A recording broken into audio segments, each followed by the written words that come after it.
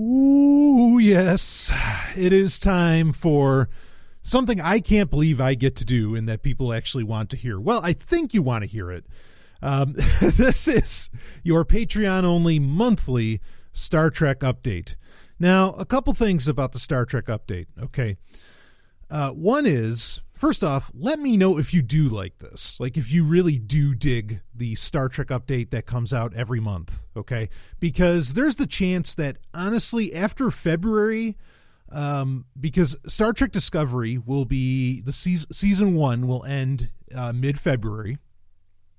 And then also the latest Star Trek Discovery book, Drastic Measures, comes out February 6th. And so I'll have that listened to probably within a day. I'm actually really looking forward to that, even though now, and spoiler alerts, folks, spoiler alerts, we're going to be talking about all the episodes that have happened so far with Star Trek Discovery. Because even though now, you know, that book was going to portray heavily Captain Lorca, or at least the character of Gabriel Lorca. I don't know that he was exactly captain yet. Kirk is in it as well, but it's a very young Kirk, and Philippa Georgiou's in it.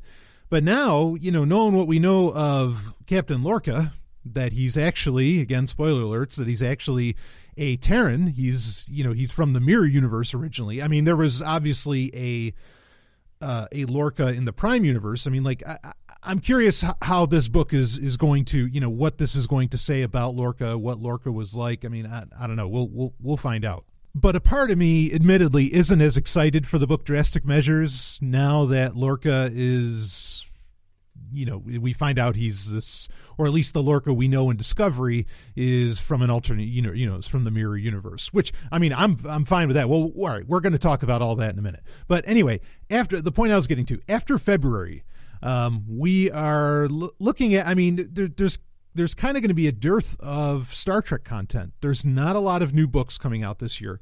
There's going to be comic books every month, but I don't know that like a couple issues of a comic book coming out every month is really enough to make like an entire Patreon show out of until we get to season 2 of Discovery. So, I mean, and there's another Discovery novel, I think, that comes out in the summer. I mean, there's stuff to come out, but bottom line being is that unless you really want the Star Trek update, I'm probably going to put it on hiatus until I collect like enough material to really talk about come after February. Or unless there's some kind of like special occasion or something. But I'll probably take a break because I don't think season 2 of Discovery is going to come out until 2019. I mean, believe me, I can find classic stuff to talk about. And there are still, I'm going to do the Sovryn top 8s for Voyager and Deep Space Nine. I don't think it makes sense to do it for Discovery. But I will do those as well, and maybe I'll release those like in March and then another one in April or something like that.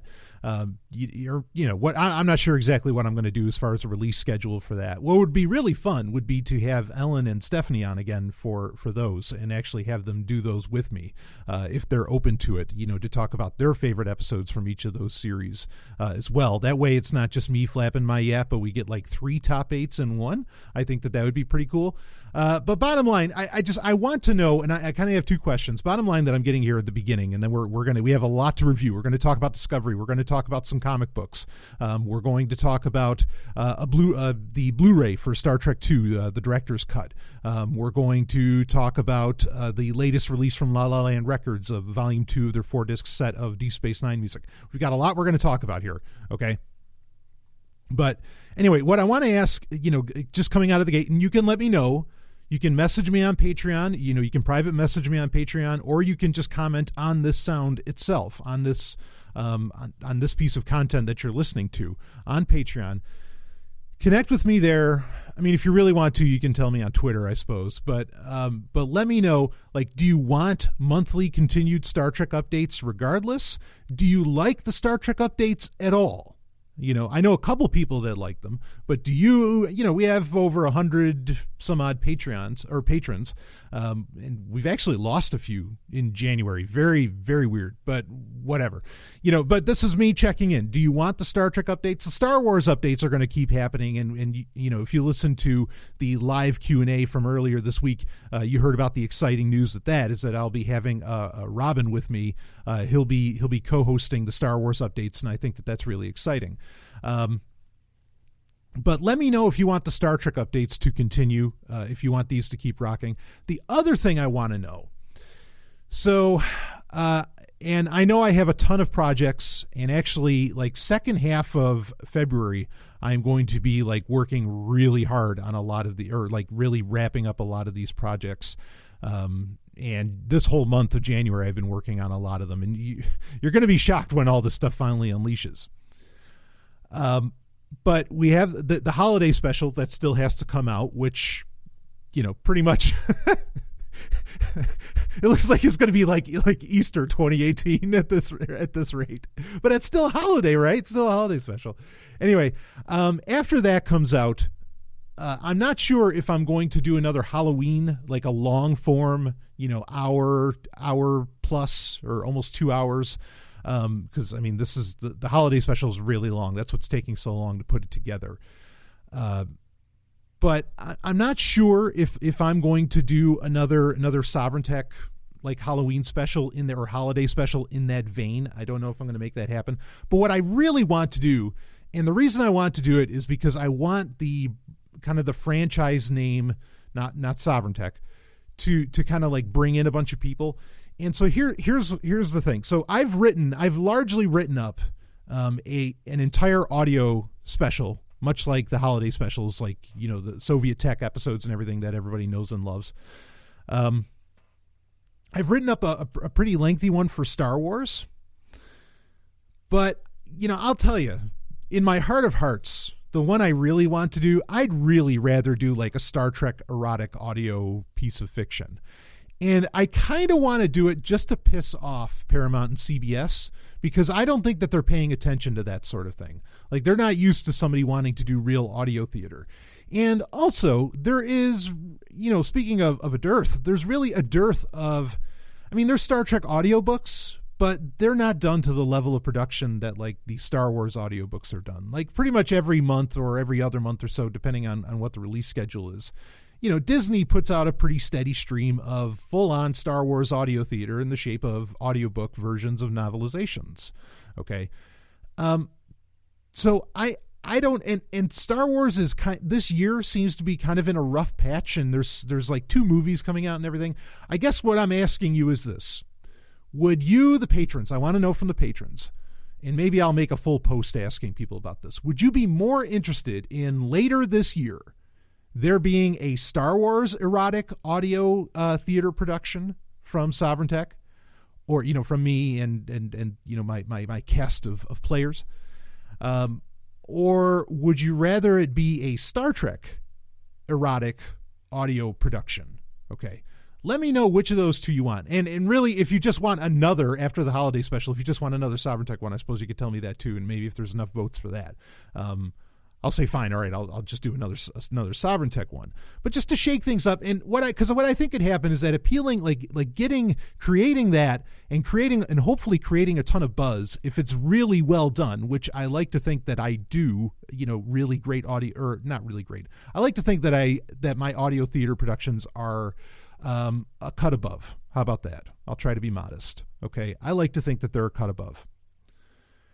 So I think it'd be pretty wild if suddenly, I released either a Star Wars or Star Trek erotic audio work that, maybe like IO9 would feature it because it would just get, it would go so viral or something like that. And then that would bring a bunch of people to Sovereign Tech, right? So that's my way of thinking. And it's not something I can sell. It's not something I'm going to make money off of.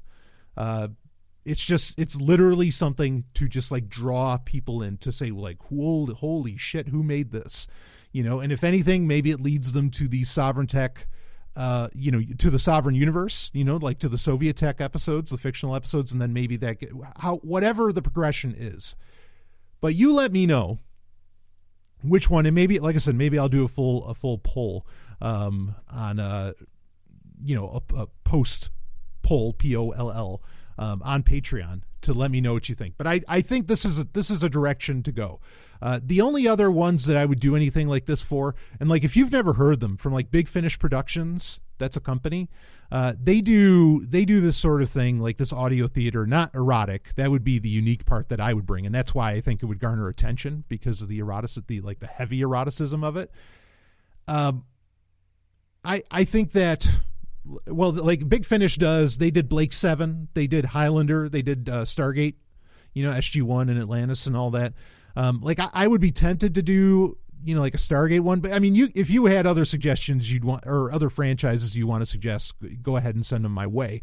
But I really think that the strong points, the irons that are hot right now would be Star Wars and Star Trek. And I think Star Trek might be the thing that needs like the fill-in more so than Star Wars. And I mean, I have, look, I'll be honest. I'll be frank, I should say. I'm always honest, but I'll be frank.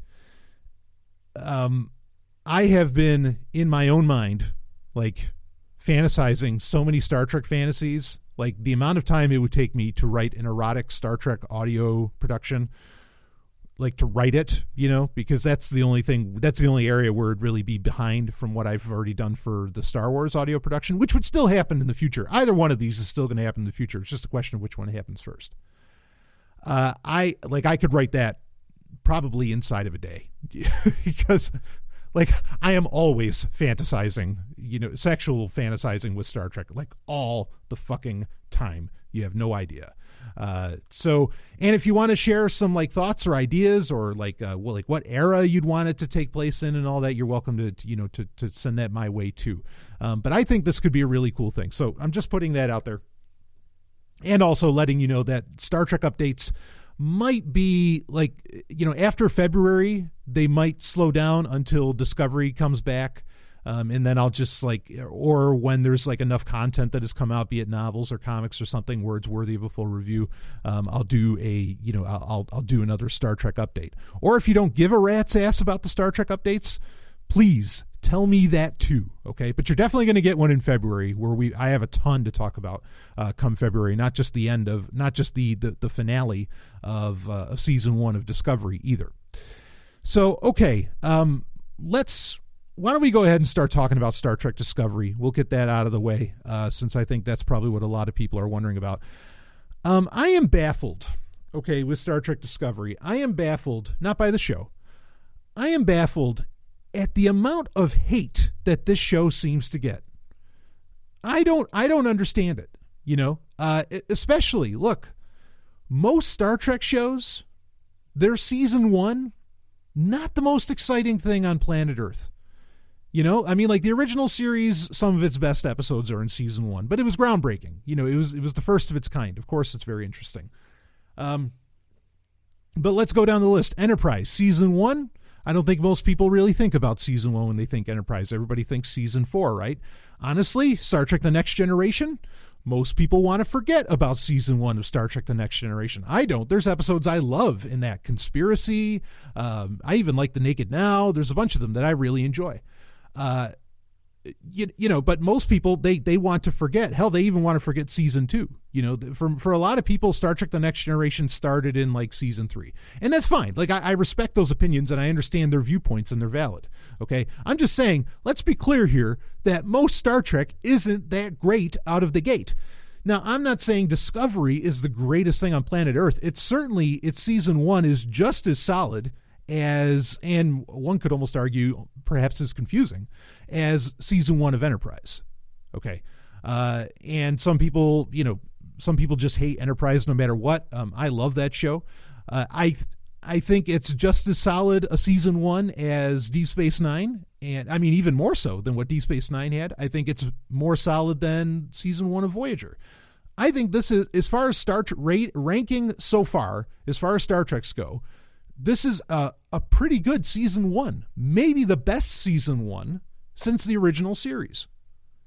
I mean, tell me I'm wrong, but I am absolutely baffled that you have all these people who are saying, oh, we're not getting any character development.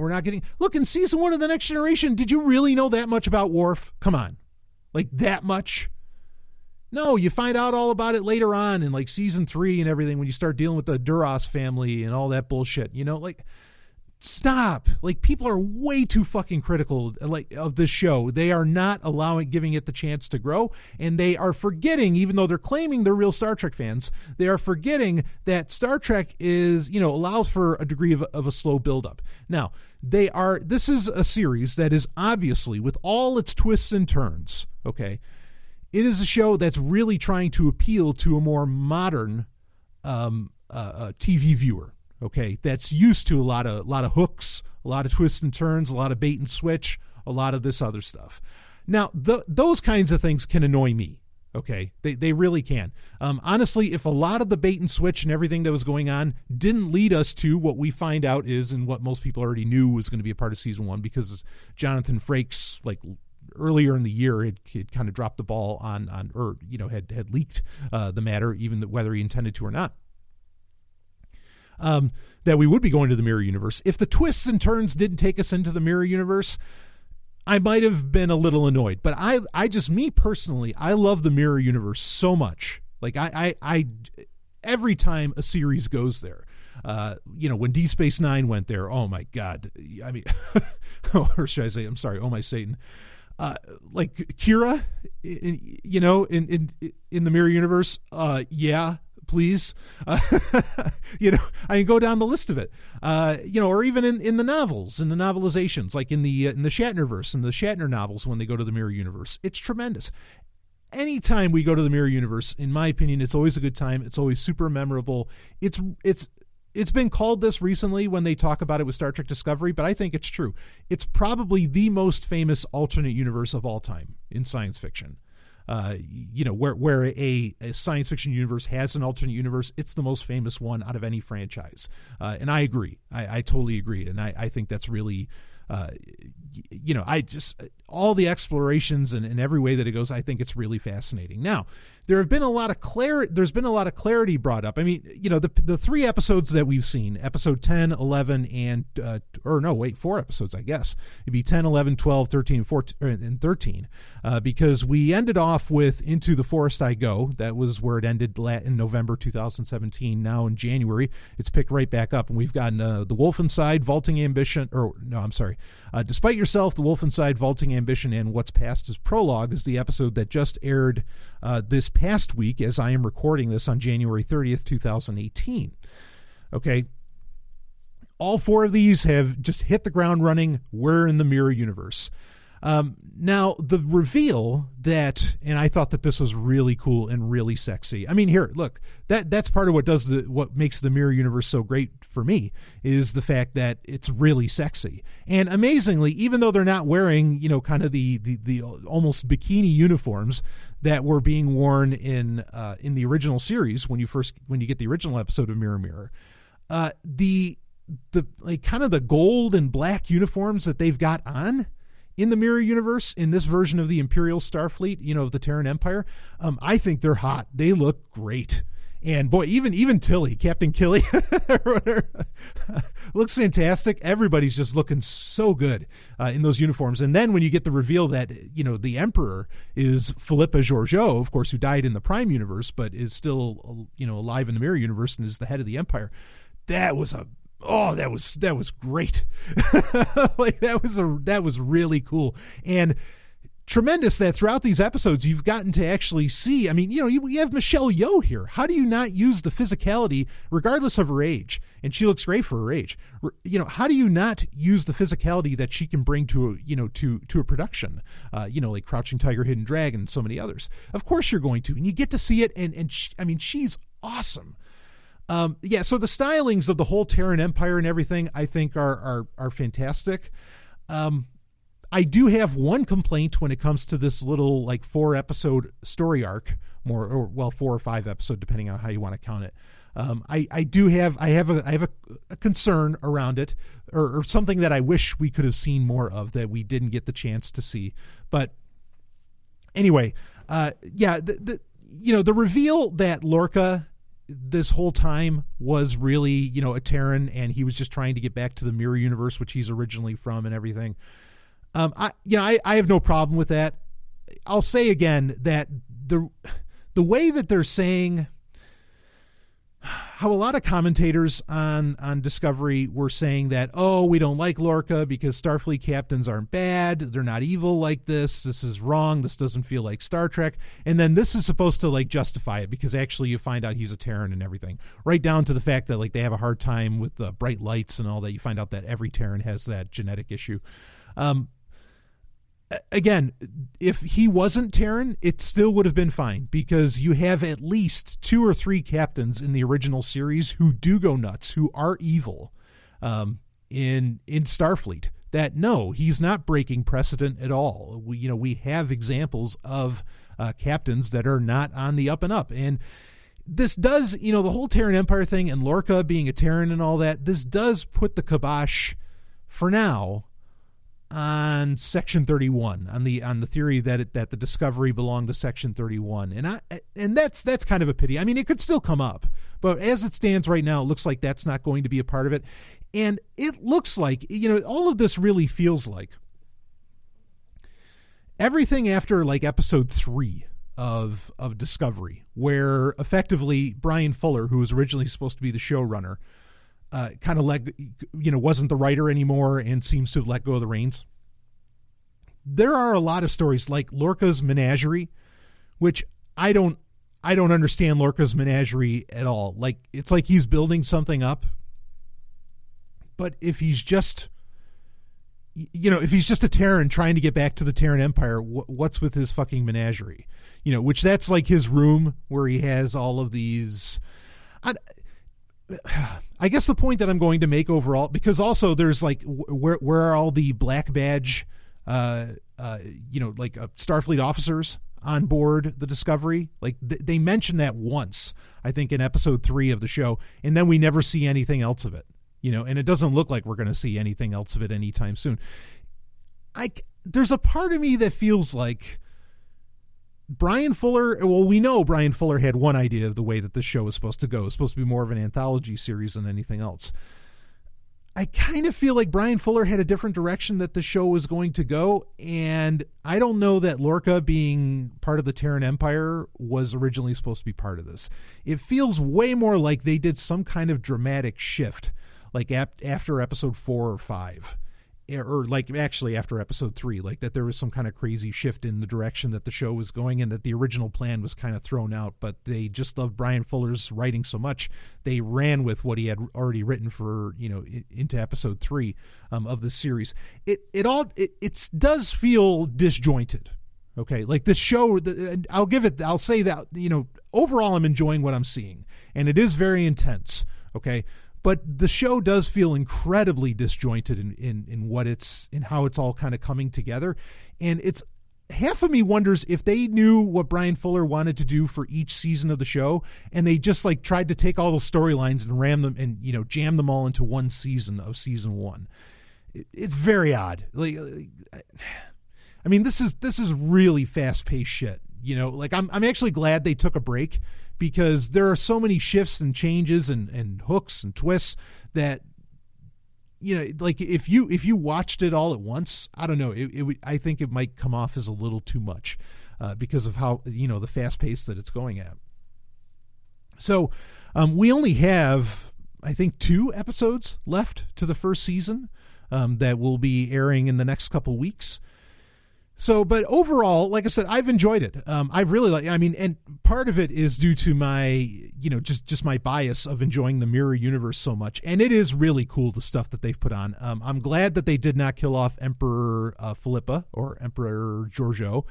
I love the fact that there's a hint in her name that she is a descendant, or at least pays homage to Empress Hoshi, or Empress Sato, I should say, from season 4 of Enterprise. This is the one thing that I wish they would have shown us. All we get is like a little shot on a screen, on a view screen, and it's like a blueprint. It's not even an actual picture of it. I wanted to see the Defiant that came over from In a Mirror Darkly. I really wanted to see the Defiant. You see that it's modified a bit.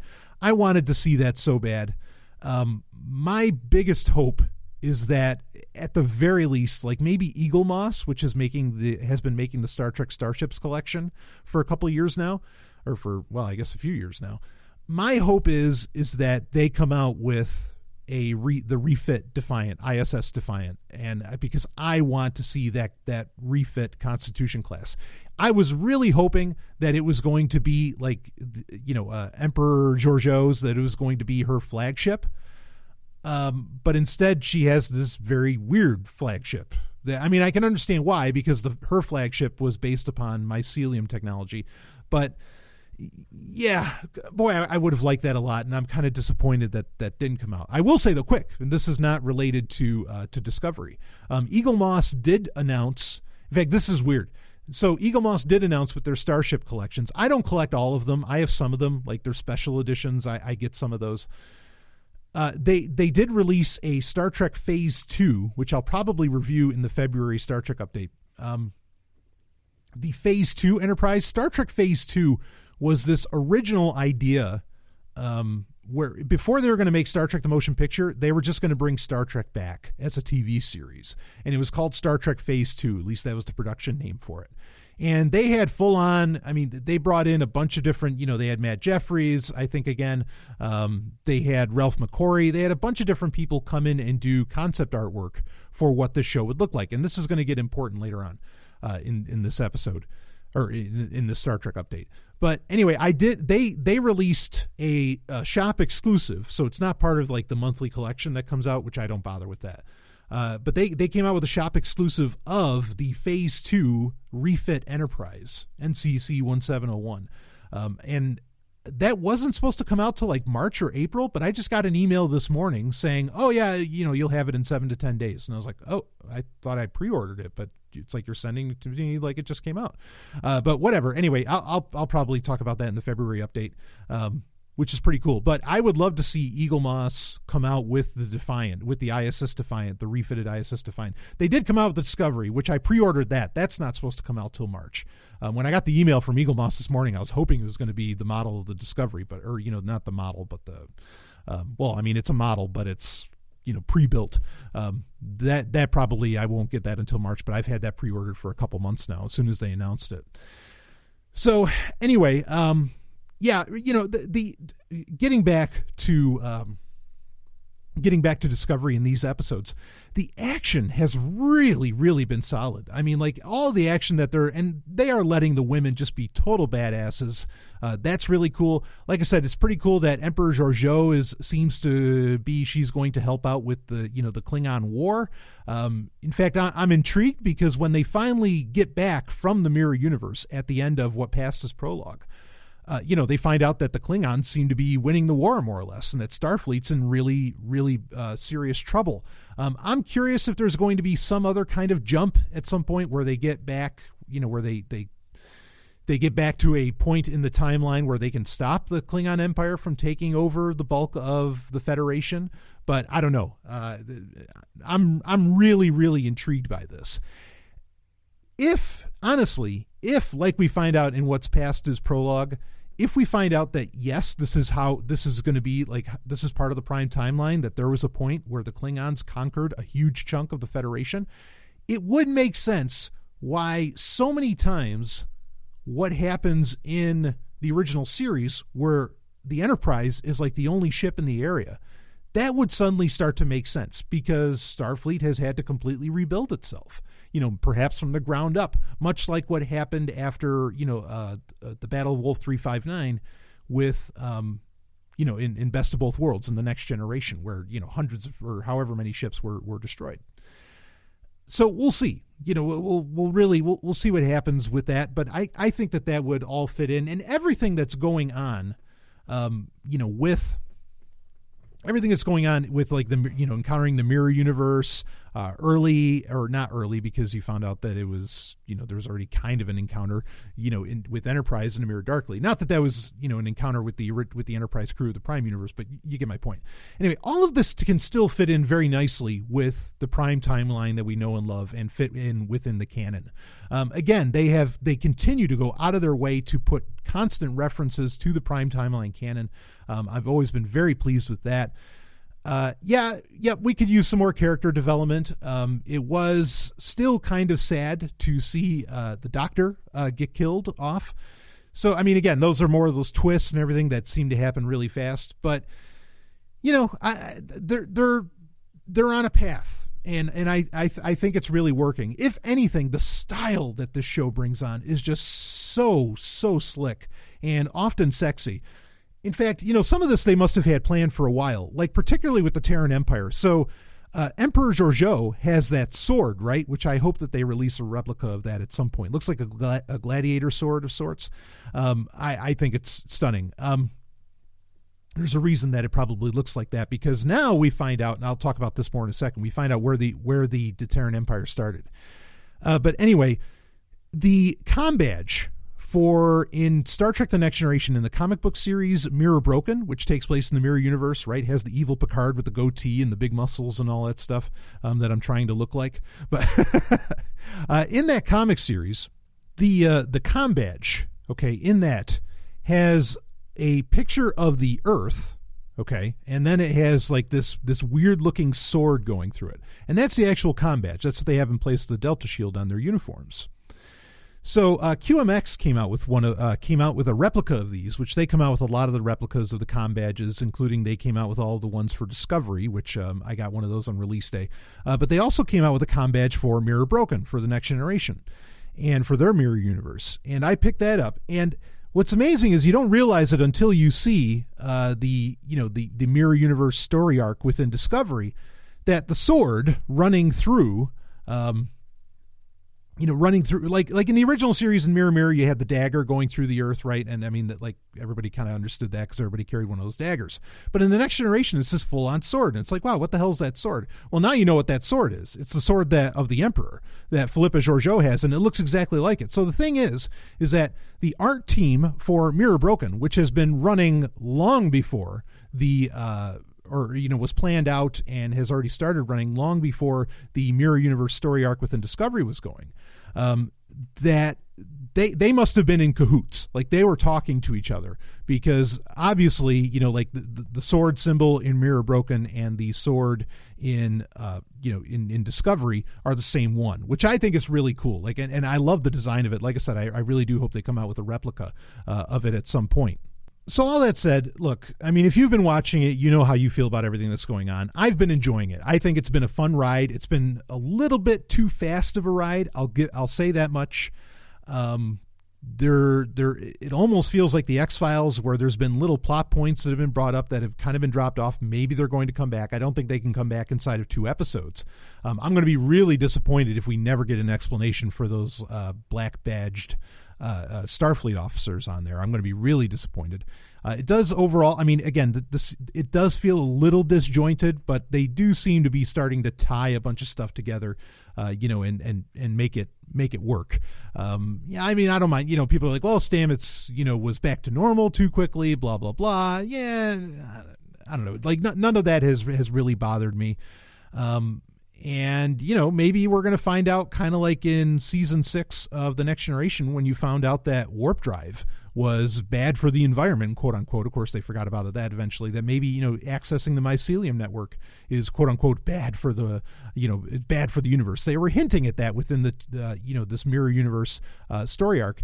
And maybe that's why, we never hear about mycelium drives or anything like that ever again, because you find out, oh no, we can't use it. Otherwise we're going to destroy, like, the entire universe and even the multiverse, which is, certainly interesting. So yeah, I've been digging Discovery. I like I'm going to give them more time. We'll see what season 2 ends up looking like and everything. Like I said, even if you have problems with it, no season 1, other than the original series, no season 1 of Star Trek, like, was really firing on all cylinders right from the beginning. They just weren't. And you weren't getting, like, all the character development and everything right away either. So yeah, we'll see what happens. But again, I am personally loving it, and I just love any amount of time spent in the Mirror Universe, or even discussing the Mirror Universe, or having a character from the Mirror Universe in. And I think this is a very clever use of Michelle Yeoh and the character of Emperor Georgiou. All that, I think it's very interesting. So I'm really looking forward to seeing how this season's going to wrap up. I guess to round out Discovery, the comic series so far for Star Trek Discovery, which it looks, they're not doing like one main comic series. they're doing miniseries, effectively like 4-issue miniseries. In fact, right now the miniseries is The Light of Kahless. It's Star Trek Discovery, The Light of Kahless, and it's covering the rise of T'Kuvma, who is, the guy that more or less started the whole Klingon War with the Federation in Discovery. Who gets killed off like in the second episode. but you're getting a lot of history about him, which is interesting, to get that, because he was, kind of a compelling character right out of the gate, and you're wanting to know so much about like these not really new versions of Klingons, but I mean they look new, but like this kind of this expansion upon Klingon lore and Klingon civilization. It kind of sucked to lose T'Kuvma so quickly. That was the other thing too. Okay. Yeah, I know. The storyline with Ash Tyler, we talked about that and how, he's probably an agent and everything. And there's a lot of people who are sort of expecting it. Whatever. That's fine. But it does feel like you have two. That's the thing. With the twist with Ash Tyler being a Voq and then Lorca being a Terran, like, I don't know, it's kind of too much at once. And I almost think that CBS has like kind of leaked the thing about Voq, so that way you weren't paying attention to the fact that Lorca was actually a Terran, and so like they could kind of hide a twist. I think that I get the sense that CBS is actually doing a lot of controlled leaks with this show to try and kind of keep like the Star Trek diehards, like to try and trick them, but I don't know how well that's working. So anyway, with T'Kuvma and with the comic book series, The Light of Kahless, it's 2 issues in. T'Kuvma, it's interesting to get a little more history on him. Issue 2, we reviewed issue 1, I think back in the November update or the December Star Trek update. With issue 2, you end up, because at the end of issue 1, that T'Kuvma is going off to Boreth, which Boreth is, as established in the Next Generation, is where like the monks for Kahless, effectively reside. And so he's there, and you get to see more of what people go through on Boreth and everything, and you get some understanding like that, or, T'Kuvma has his vision of Kahless, or of the light anyway, which some think is Kahless, others don't know, And T'Kuvma is like fulfilling this prophecy, and the monks on Boreth mostly recognize this. And so, this is the path of the creation of a religious figure. It's interesting to see these aspects of Klingon culture, but it's not the most engaging comic book reading. Like, I think that this storyline, particularly this history of T'Kuvma, would have made a much better novel than an actual like comic book. But maybe they felt the need to make it a comic book just so that you could visually see the Klingons, and like you weren't thinking, all right, do some of these Klingons look like the new Klingons, or do they look like the old Klingons like Worf, or like what's the deal here? I don't know what their thinking was, but this isn't exactly working the best as a comic book right now.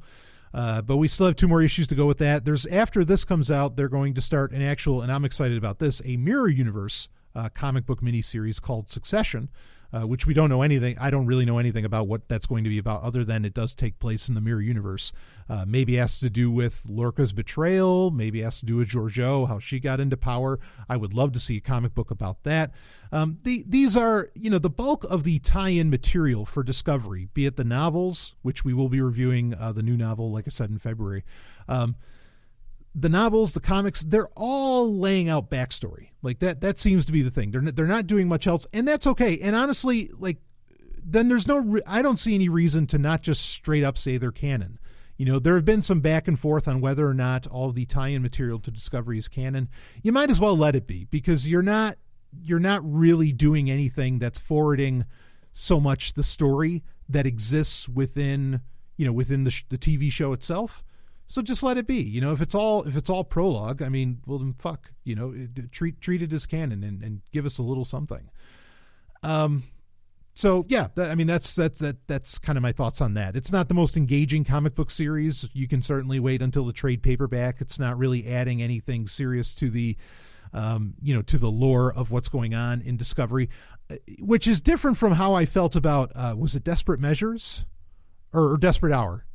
Drastic Measures is the book coming out in February. Desperate Hours is the one that came out like in September, right when the show premiered. Like that book helps you very much understand a lot more of what's going on in the show. Like it really helps you understand it. It solves a lot of what some people felt to be plot holes or problems with the design of the show and everything. David Mack solved all of that in Desperate Hours. It's such an enjoyable book. But this is one, Light of Kahless, I think you can wait. Like, just wait for the trade paperback to come out if you really want to. Nothing too exciting, coming out as far as it's not like, it's not, oh man, I can't wait for the next issue or anything. You definitely don't feel that way. Now, another series that I said I would review this month, and this was like a 6-issue miniseries as part of the 50th anniversary of Star Trek. When it was first announced back in 2017, I was not aware that it was meant to be a mini-series. In fact, I was pretty sure they were just talking about it as a straight series. But maybe it didn't sell well enough for them to be able to pull it off. But I want to talk about it here for a little bit. And it's Star Trek Waypoint. IDW put it out. They're the ones that are putting out pretty much all the Star Trek comics now, including the Star Trek Discovery comics. And IDW has done overall for the past, I don't know, however long they've held held the license for the franchise, has been doing a great job. I'd want to say they've been doing this probably for almost 10 years now, if not longer. So I still feel that like Marvel had a run in the late 90s with Star Trek comics that I think is second to none. Like nobody's really picked up the ball and ran with it the way that Marvel was doing. And this is pre-Disney Marvel, back when Marvel was cool. That they got it. Like they were giving you Star Trek that you've wanted for a very long time. But IDW is doing an excellent job as well. It's just not as like intermixed as Marvel's version was. That's the only thing Marvel still kind of holds over it. And again, I'm talking the late 90s Marvel Star Trek runs with the titles like Early Voyages and their run with Deep Space Nine and, and the Starfleet Academy and all that. Those are fantastic. So anyway, IDW, they released Waypoint, which is it's an anthology series. And each issue had one, or maybe it'd have 2 or 3 stories in each one. And there was a lot of varying art designs involved. They were just little stories, and not canon, obviously. Most of the comics outside of Discovery aren't even remotely considered canon, other than Star Trek The Next Generation Hive, the miniseries called Hive. That's supposedly still canon, and that has to do with the destruction, the ultimate destruction of the Borg. I don't know if CBS and Paramount still consider that canon, but for at least a little while it was. And sadly, it's not like the best comic book series ever made. Anyway, so Waypoint. This was fun. It opened the first issue. You get a story that takes place, I don't know, maybe 20 years or so, maybe less, after the Next Generation. And you have a much older Geordi LaForge, who's the captain of a newer Enterprise that looks a lot like the Nova class that was mapped out in the Star Trek The Next Generation technical manual from the 90s. And they never say what letter it is. So I'm guessing it's the F, but maybe it's the G. I don't know. But anyway, and Data is like uploaded into it, and he's actually he is the entire computer core for the new Enterprise, which is kind of interesting and cool. It's a fun story, and it ends up where they encounter like this super futuristic Starfleet ship that actually looks like a Borg cube of all things. They were kind of hinting at that the Federation eventually gets to the point like Ian M. Banks' Culture series. You don't get a whole lot of exploration of that, but you get hints of it, and I think that's kind of interesting. So that was a fun story. There's an entire issue that has to do with a story about Uhura, which I thought was great. And after I read it, I couldn't help but think, like, suddenly I was like, there's not a whole lot of stories where like Uhura is really like the main character and the badass. I mean, sometimes you get it and she's doing some badass stuff, kind of like in certain, like in Ashes of Eden, she was really solid in that. And I'm sure there's been novels, like as much as I may have tried in the past, I have not read every single Star Trek novel that's ever come out. I just haven't. I mean, and there's hundreds. Like it's a tall order for anybody to do. So I'm sure there's some novels out there where Uhura is like the lead character, but it kind of made me sad reading this. I was like, yeah, what a pity that such a great character doesn't really get enough love. But it was fun for her to have her own little story in this. And it's just a very simple story where she encounters like this kind of the species that that seems to be intelligent, looks like it can kind of communicate, and she's trying to communicate with it, and she's a communications officer, and she's in her red uniform. It's the original series time frame, which that's sexy. Then there's some other stories. There's a couple stories that have like the comic or the artistry stylings of like the Gold Key comics from the 60s or the 70s, which I thought that was a nice touch. Those look really cool. I mean, right down to where like there's almost like flames coming out of the engines of the Enterprise of the the original NCC 1701. That was fun. The real highlight, though, in this entire Star Trek Waypoint series, and then they covered like there's a next gen story. Like there's a lot of different. There's a really great story with Major Kira in it. They try to cover all of the different bases of storylines. Though was there even an Enterprise comic in there? I don't know that there was an Enterprise comic now that I think about it. And which is interesting because there's artwork for Enterprise, but I don't think there was I really think this was meant to be a full series, and maybe it just didn't sell well enough and they didn't continue. Anyway, regardless, the real winner in this entire, and you can get the graphic novel, all the links are in the show notes to if you want to get your hands on some of this stuff. And it uses the stuff.sexandsciencehour.com affiliate link. But anyway, so the real winner is the last story in this series, which I mentioned earlier. I talked about Star Trek Phase 2, which was this proposed television series before the motion picture, and they ended up canceling it because they wanted to make a Star Trek movie, right? They wanted to make the motion picture in the 70s. You get a proposed story from Star Trek Phase 2, as a comic book, right down to you have that refitted NCC 1701 that, like I said, that Eagle Moss just came out with a model for. Zahn is in it. I think you briefly see Lieutenant Ilea. But Zahn was this character proposed for that really ended up becoming the archetype for Data, for the character of Data, because Zahn is this full Vulcan, as to where like Spock was half Vulcan. Because with Phase 2, they didn't know if they'd be able to get Leonard Nimoy, and it turns out that they really couldn't. In fact, the fact that Nimoy was in Star Trek: The Motion Picture apparently is a small miracle. But anyway, they were worried they couldn't get Nimoy, and so they created another Vulcan character, that being Zahn. And Zahn is a full Vulcan who wants to find out about being human, as to where Spock was kind of the opposite, where he was half human, but he wanted to be more Vulcan, and so it would have been this interesting interplay. And that becomes the basis for the character of Data in The Next Generation. Much of what was planned out for Phase 2 ends up being the basis for what we get, at least in the early parts of The Next Generation. How Data doesn't have emotions, but he's trying, he's a robot, or he's an android, and he's trying to be more human. Same thing with the character of Zahn. So it was really, really fun to see this, and for it to be a comic book is great, because you get to see slightly updated versions of things from the original series. Okay, not where it looks like the motion picture, but where it looks like kind of a hybrid between what you see in the motion picture and what is in and what was originally proposed for Phase 2 and what is really in the original series. Like the uniforms kind of look the same. The Romulans look similar to in the original series, but they're all like slightly updated. The Enterprise is slightly updated and all this. And I thought that was a really cool idea to run with. Because you're doing an anthology series and you can kind of run whatever universe you want.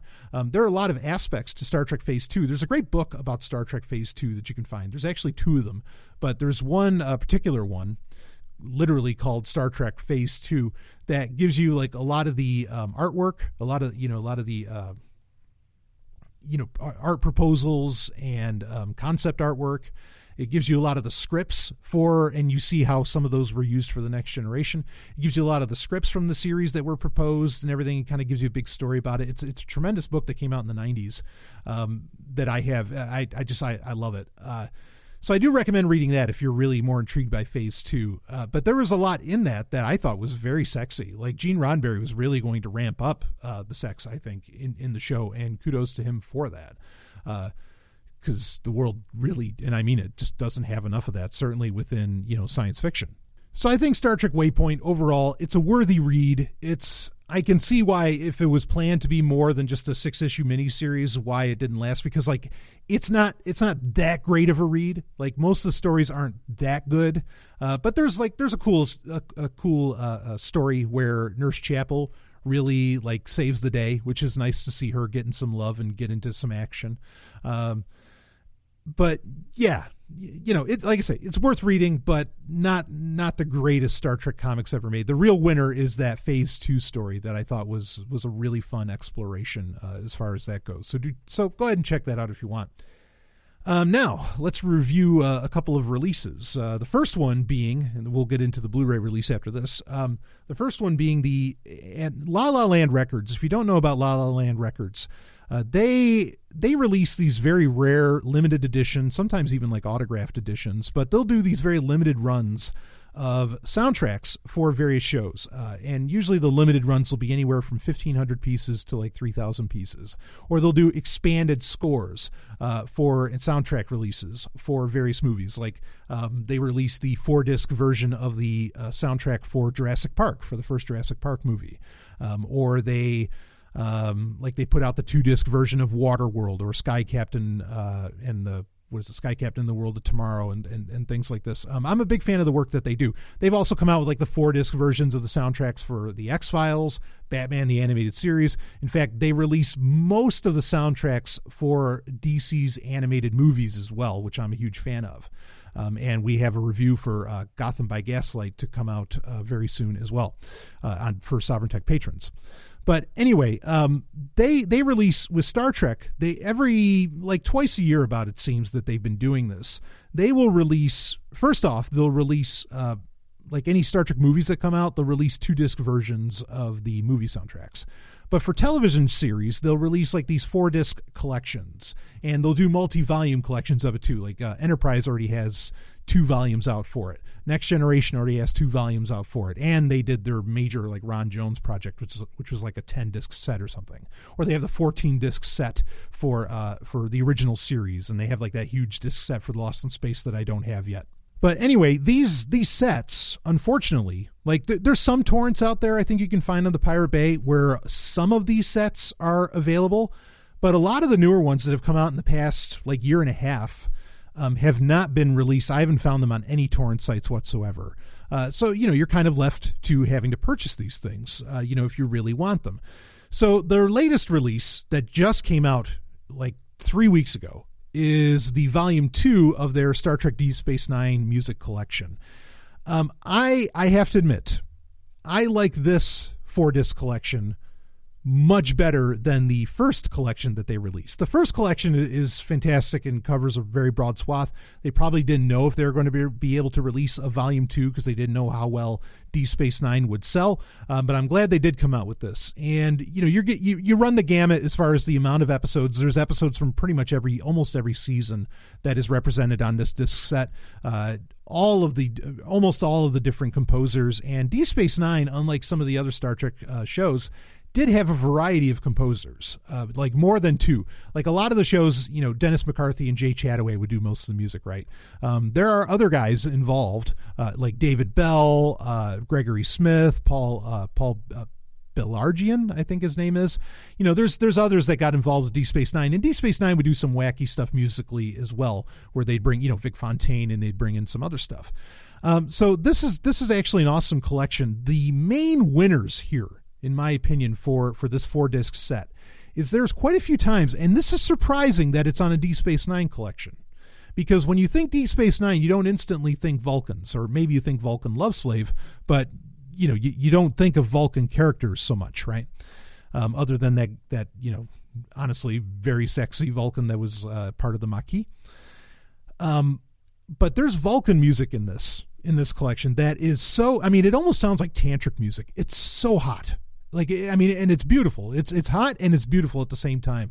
And I love that dynamic where that the Vulcans, they don't express their emotions and all this stuff, Kolinar, the whole thing. But yet their music is just filled with so much emotion and passion.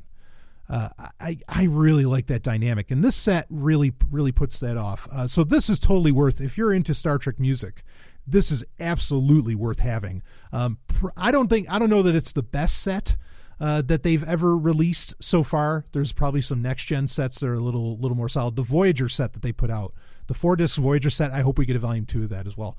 But the 4-disc Voyager set that they put out is probably the best thing they've done. But this is right up there. This might be the number 2 set that La La Land Records has released. So totally worthwhile. Just some stunning tracks involved, and there's some fun ones too. But the main the main winners here are any time that they pull out kind of like the Vulcan flutes and all that. I loved it. So, all right, now on to our last bit that we're going to review, and that is the Star Trek II, The Wrath of Khan, of course, the movie that everybody seems to universally agree is amazing. Even a lot of people who aren't Star Trek fans, they absolutely love Star Trek II, The Wrath of Khan. The director's cut release of the Blu-ray. Now, this is kind of weird, okay, because the Star Trek movies, when they get released, most of the time, you can buy them singly most of the time, right? But most of the time when they come out, they come out as like a box set, and you get all these different versions of the film and everything. The Star Trek releases on Blu-ray have been very weird for a few reasons, okay? Because when they initially came out on Blu-ray, they did come out in box sets, and you could buy them singly too, but they did come out in box sets. And the lack of features on the Blu-rays, also the what I would argue inferior versions of the film, not video quality and audio quality wise, they're stunning, but the inferior versions of the films that they were releasing on Blu-ray was really questionable. Like I never bought the Star Trek movies on Blu-ray because the releases I thought were piss poor. Again, not the video and audio, but like what's actually on the disc and what version of the film you get. So throughout the aughts, when DVDs finally really kicked into high gear and people just fell in love with DVDs, you were getting these amazing releases for the Star Trek movies, and they were huge events. Like you would get full page ads for the releases of each film, be it Star Trek the Motion Picture, Star Trek II, Star Trek III, whatever. And part of the reason was there was so much like extra content released with. Each DVD set, it was always a 2-disc set at least. And you were getting a veritable encyclopedia with all of these films. And not only that, but you'd get all the deleted scenes and stuff. And then you'd also, for a lot of the films, not all, because not all of them had this, but for a lot of the films, you got director's cuts and extended editions. So for Star Trek the Motion Picture, you got Star Trek the Motion Picture, the director's cut, which was done, when was that done? Like 2002, something like that, where they had Robert Wise come in. They did all new effects for the movie and everything. It's this it's a super well done version of the film. It is the way to watch the movie. And somehow that is yet to be released on Blu-ray. I have no understanding of why that version of the film has not been released on Blu-ray. Star Trek the Motion Picture is an oddity in that there's already, even before the director's cut, there was already like 4 or 5 different versions of that film out there that you could purchase. Like on VHS, there was the special longer edition. That was actually the name of it. There was the edition that would play on TV normally. Then there was the theatrical edition. There was all these different versions of that film to begin with. But, we only have one release of that movie ever on Blu-ray. It's very weird. And that's my favorite Star Trek movie. So it's just, that's part of the reason I've never bought Star Trek movies on Blu-ray. So, and then, that wasn't the only one. Star Trek II, they did come out with the director's cut originally, which originally aired on ABC back in 83 or 84, whatever. They did eventually release the director's cut of that as a 2-disc set, part of the on DVD, and now finally, just in this past year, did they release it on Blu-ray.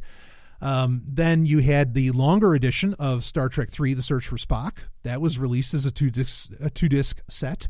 Then you go all the way to Star Trek VI, which had like 8 extra minutes on it on the DVD, which was true for the VHS as well, but it's different from the theatrical release.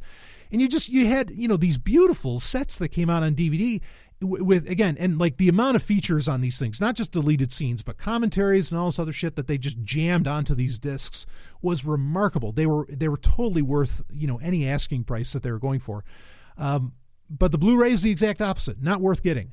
Fortunately, I can say, as long as you get the right one, Star Trek II, The Wrath of Khan, Director's Cut Blu-ray is certainly worth getting. It is interesting that it was released completely on its own. I don't think that there's a box set that comes with it included. And maybe that's okay. And the reason I'll say that is that while I like the director's cut fine, it's not that much better of a film. Like it's not. It's all right. So with the Blu-ray, with the HD transfer that they did for this, yes, it looks much better than the original edition Blu-ray of Star Trek II. No doubt about it. It looks better than the DVD, obviously. No questions there. What I'm talking about is the movie in general. The director's cut of Star Trek II isn't exactly superior to the original version of Star Trek II. Like there's scenes added, right, with Scotty's nephew and all this stuff. But if it was just adding in scenes, I would say it makes it better. But what they actually had to do to add in some scenes, they had to do different takes. And when you're so used to most of your life hearing William Shatner talk in a very specific way and deliver lines in a very specific way, as only Shatner can, when he says it differently, it takes you out of the moment, when you've been used to it for so long. So the director's cut, it's not worse, but it's also really not necessarily better. And in fact, I feel like it's something that you have to get used to, because I'm not used to Kirk saying things in sometimes, and it's only like a couple scenes where it happens, where he's saying things differently than he did in the original theatrical version of Star Trek II. So yeah, I mean, be prepared for that, for the director's cut, if you've never seen it before, that it is a little bit different in that sense. But like I say, it's not an inferior film. So obviously the sound, the video, it's not 4K, but I don't give a shit about that. It's stunning. And you really can tell the difference. Like it is remarkable just how good this movie still looks, and what a great HD transfer that they did of it. The commentary tracks, I think it has the original version. It does have the original version of the film on there as well, so you can watch them both ways if you really want. So that makes it worthwhile to have two. Nicholas Meyer, the director, tremendous guy, also responsible for Star Trek VI and kind of responsible for Discovery, though that's up to debate now, I think. He does a commentary for both versions of the film on there. His commentary is very interesting to listen to. Other people get involved as well. Manny Cotto, that I think are really worth listening to. Michael Okuda's kind of technical, textual, where it's like a subtitle, but it's a commentary, is included in this. That was part of the 2-disc DVD set, which I thought that was nice, was there. A lot of nice features, involved with it. In fact, one of the features that really stands out, that I don't think this was on the DVD, because I watched those DVDs stem to stern. This is really nice, and I want to know who the fuck made this. And in fact, it was downright hot. Okay, they make this. I got to find out what the hell, what was the thought process around this. There's a special feature on here called Starfleet Academy: The Mystery Behind SETI Alpha 6. And this is in HD, so I think it's new for this HD, for this Blu-ray release. And what it is, it's explaining what happened between SETI Alpha 5 and SETI Alpha 6, which in Star Trek II, you find out that SETI Alpha 5 is where Khan was dropped off, and SETI Alpha 6 months later, explodes and lays waste to SETI Alpha 5, right? You get the classic line from Khan in the movie, right? This is SETI Alpha 5, right? He just Ricardo Montalban yells it out as only he can. And so there's this Starfleet briefing that you get from this admiral, who I think it's this Australian, kind of, I don't want to say middle-aged, but maybe Australian woman in her 30s or something, really sexy, wearing Next Generation style, a Nemesis style uniform, a Starfleet uniform. And she's explaining what happens, and you get the whole LCARS layout and everything, and there's this whole, diagram and explanation of what happened between the two. And I was like, wow, this kind of needs to be a thing. That was so simple to do, because all they obviously put her in almost like a blue screened office of sorts, but it looked good, and her delivery was fantastic, and it just gave you this explanation of what happens in the movie, and it was such a nice bonus feature, and to have that attachment to the Next Generation timeline, or the Voyager timeline, whatever, Voyager is the one that goes furthest into the future as far as consistently. Yeah, I like that. That was a nice touch, and I would love it if they released. They need to do more of those kind of Starfleet Academy briefings in pretty much every Star Trek release. Because that, you felt in universe, you were watching almost some kind of training video, and you were in the 24th century. And I dig that. I like that when they treat things in universe, that honestly turns me on. I think that's so cool. So that was it's just a little special feature, but at least it's a special feature. Like I said, most of the Blu-ray releases for these movies have almost no special features whatsoever. This has plenty. So well worth, picking up in my opinion. Do make sure, here's the thing. They made a gaffe with the disc where it would create some kind of error on certain Blu-ray players and whatever. If you, and I think it might be during when you're watching the original film, which is maybe why they didn't catch it, because like I said, this does have both editions of the film. When you get this, if you get the Blu-ray, look on the back and look at the UPC code. Look at the barcode on the back of the disc or of the case. Make sure that it's yellow and not white.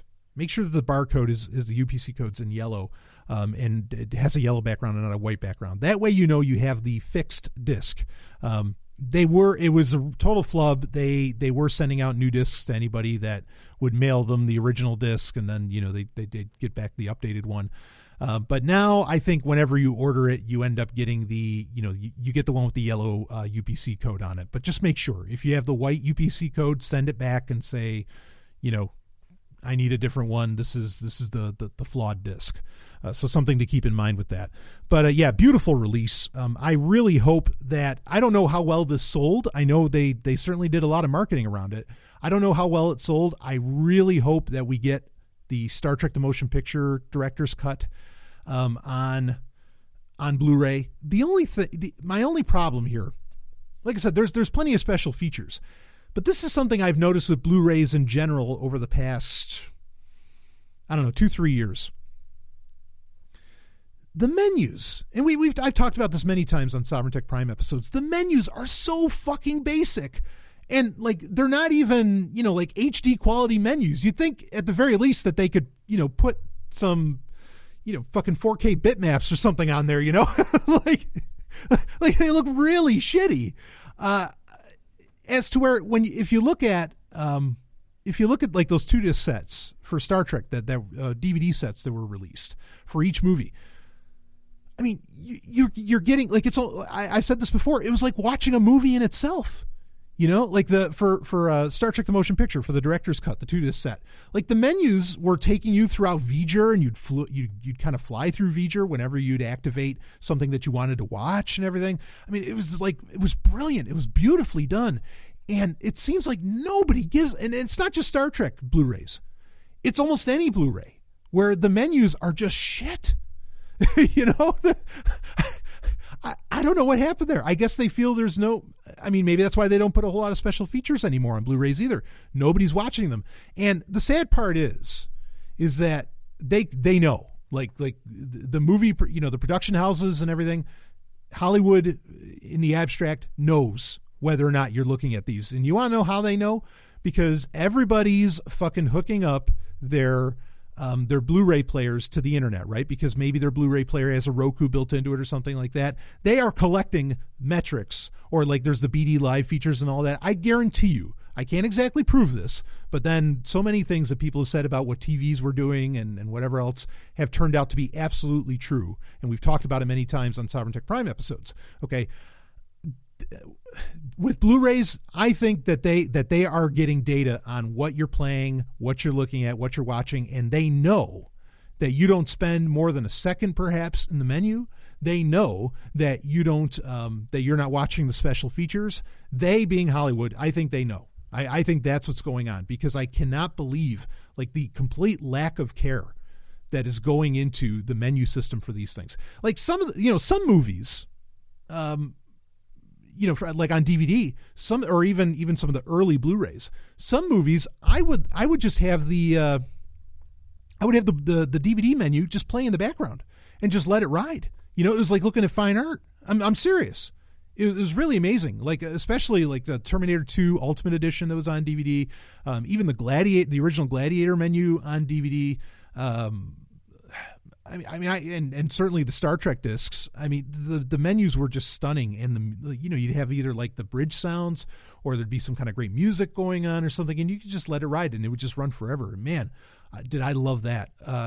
But I would not do that for 2 seconds with any of these new Blu-rays. That part of them, the releases themselves are generally, fine. And the Blu-ray, the transition to Blu-ray and everything, all that's pretty good. But the overall production level of the Blu-ray, of the presentation of the Blu-ray is really piss poor these days. I'm very annoyed by that.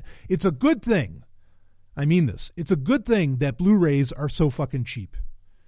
Like, if this was the DVD days, where I remember like when Criterion Collection DVDs would come out, like The Last Starfighter or RoboCop, like there was the Criterion Collection of RoboCop, I would pay, this would have been the late 90s, early aughts, I would have paid $40-$45 for some of those.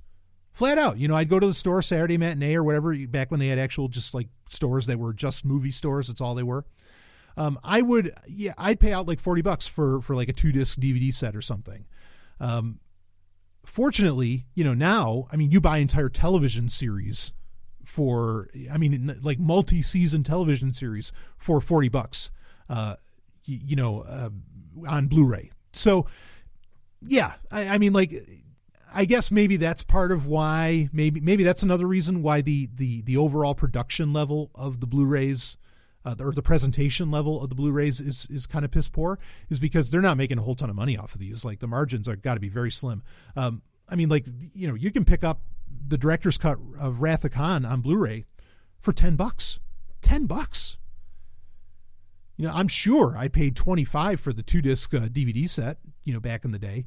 So yeah, it's, and like the average movie that I've seen that you can buy on Blu-ray on Amazon is like $7.